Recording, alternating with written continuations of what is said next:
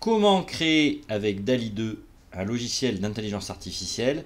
Eh bien, c'est ce qu'on va voir aujourd'hui dans cette vidéo, voir ce que ça vaut exactement. Et puis, je vais vous faire une petite définition en fait de ce logiciel en vous expliquant un peu l'historique de la création de ce logiciel. En tout cas, c'est parti, juste après le générique.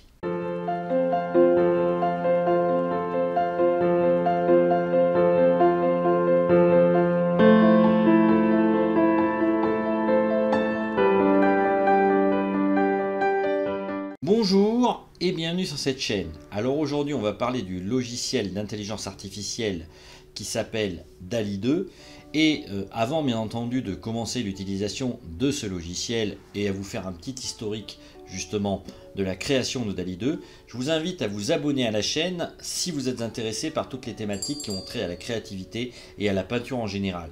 Donc ça vous coûte pas de pain. Moi, ça m'encourage à continuer, entre guillemets, cette chaîne YouTube sur la créativité en général.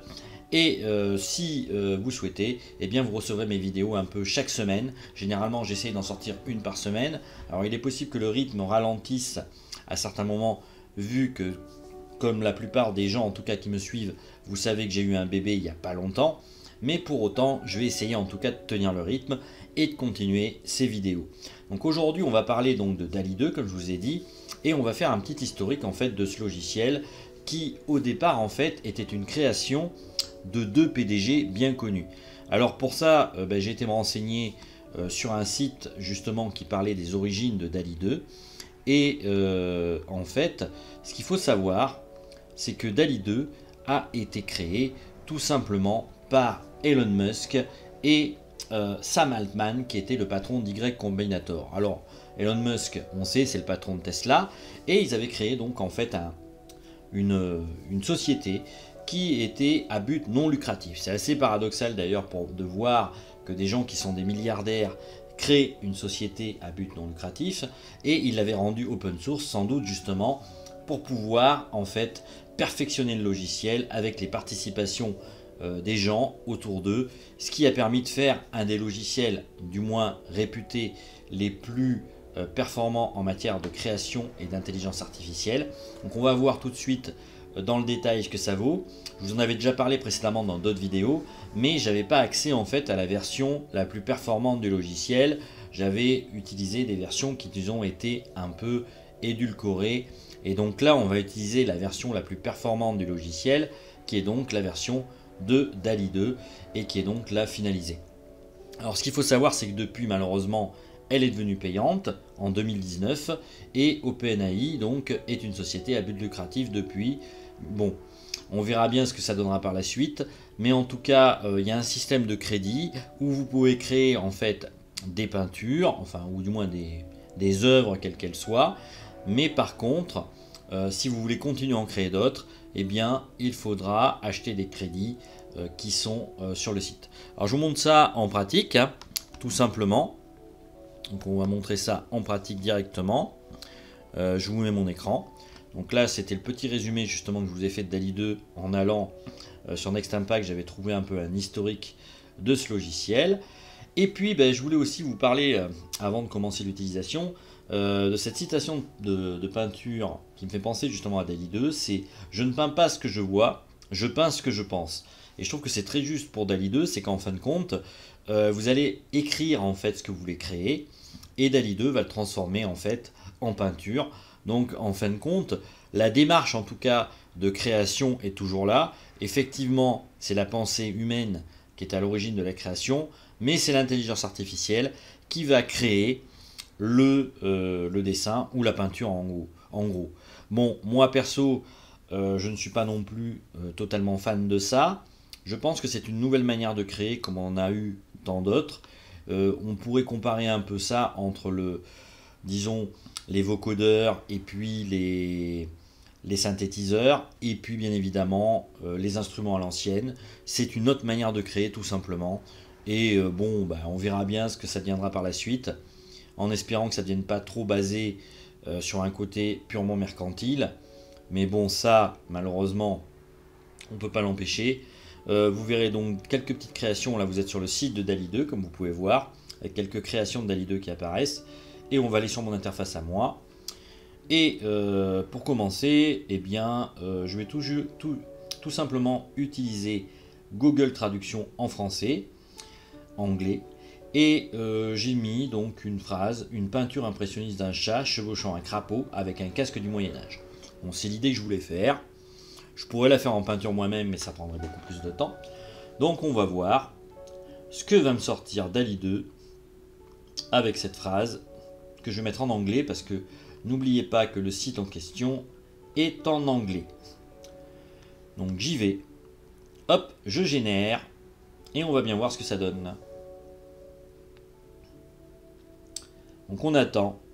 Vous voyez un petit temps d'attente entre le moment où j'ai lancé ma création et on va bien voir ce que ça donne. Et bien voilà mes créations de DALL-E 2 où vous voyez en fait eh bien, mon crapaud en peinture. Donc voilà ce que ça donne un peu. C'est un peu bizarre hein, quand même comme rendu, on peut pas dire le contraire. J'en trouve deux qui sont assez marrantes. Celle-ci elle est rigolote. Je vais la télécharger pour la garder de côté. Voilà. Hop. Je vais télécharger aussi celle-ci parce que je la trouve marrante. Voilà. Et on va créer autre chose. On va s'amuser à créer autre chose. Alors qu'est-ce que je vais bien pouvoir créer? Eh bien, on va mettre...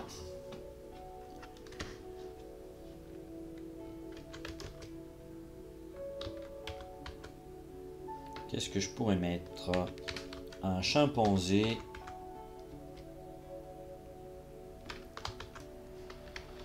Alors, peinture expressionniste. On va mettre cette fois. Représentant.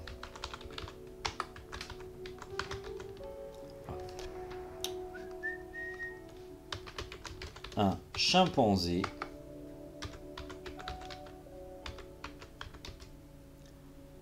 avec le béret de Che Guevara. Ça fait longtemps que je veux faire cette peinture là, donc peut-être que je la ferai par la suite d'ailleurs en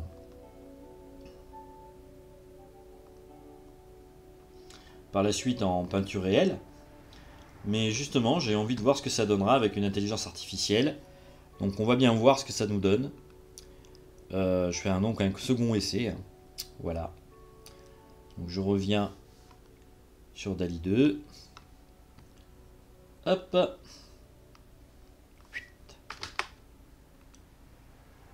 Hop là.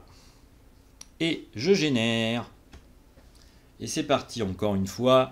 On va générer donc une autre peinture quelque part de ce que je voudrais créer si j'avais mon pinceau et que voilà, je voulais faire une peinture un peu humoristique de ce style là il y a longtemps.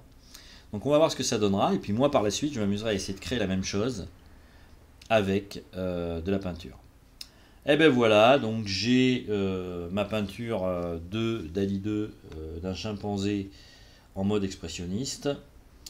Oui, bon, je suis pas convaincu de la créativité débordante de ce truc là, mais bon, c'est quand même original, on va dire. Ouais. Alors je crois qu'en plus de ça, il faut savoir qu'en fait on a le droit de le garder. Je crois qu'on peut les exploiter pour nous-mêmes si on veut par la suite. Donc ça peut être intéressant. Alors ce que j'aimerais bien savoir, c'est si je mets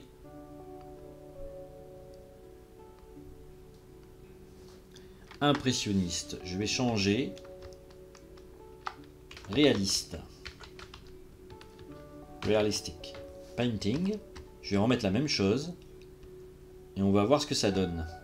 Alors attendez, peinture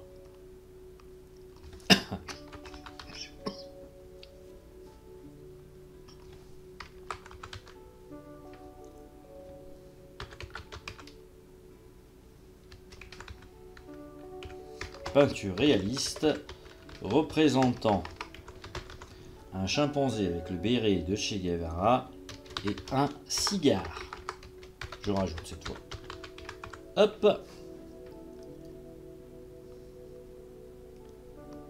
Alors je sais pas si j'ai encore le nombre suffisant de crédits pour pouvoir créer ça, mais on va tenter en tout cas. Hop.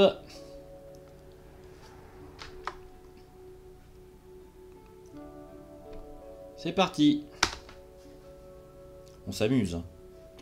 Bon, je sais, j'espère que vous ne me trouvez pas un peu bizarre avec mes idées, mais c'était tout simplement en fait l'idée d'explorer justement ce logiciel et de vous montrer les créations que ça peut faire. Donc là, on reprend à peu près la même thématique. La seule différence, c'est que là, quand même pas mal là. Je dois dire qu'il y a quand même des choses que je trouve assez intéressantes.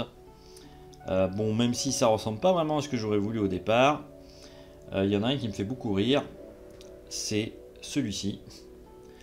Donc voilà. Donc je vais le télécharger aussi. Voilà. Et puis on va faire une expérience dans quelques temps, je pense, en tout cas. J'essaierai peut-être de le vendre dans une de mes expositions pour voir si ça passe ou pas. Et je vous ferai un petit retour, justement pour voir si ce genre de création a plu ou pas. Donc en tout cas, pour aujourd'hui, je vais vous laisser. J'espère que vous avez apprécié ce petit moment ludique avec moi. L'idée, c'était tout simplement de découvrir ce logiciel. Et comme vous pouvez voir, il est quand même beaucoup plus performant que les logiciels qu'on a pu tester jusqu'ici. Ça fait vraiment des peintures plus ou moins réalistes suivant la description exacte que vous faites. Ça me fait encore penser toujours à cette citation de Picasso que je vous ai dit en début, c'est « Je ne peins pas ce que je vois, je peins ce que je pense ». Et je trouve qu'en fin de compte, DALL-E 2, c'est une très belle illustration de cette citation de Pablo Picasso. Vous dites-moi qu'est-ce que vous en pensez dans les commentaires. Est-ce que vous avez été impressionné et bluffé par ce logiciel? Ou alors est-ce qu'inversement, ça vous a pas du tout inspiré et vous avez trouvé ça totalement mauvais? Vous me direz en tout cas votre manière de penser par rapport à ça. Et puis je vous dis à bientôt dans une autre vidéo. Ciao!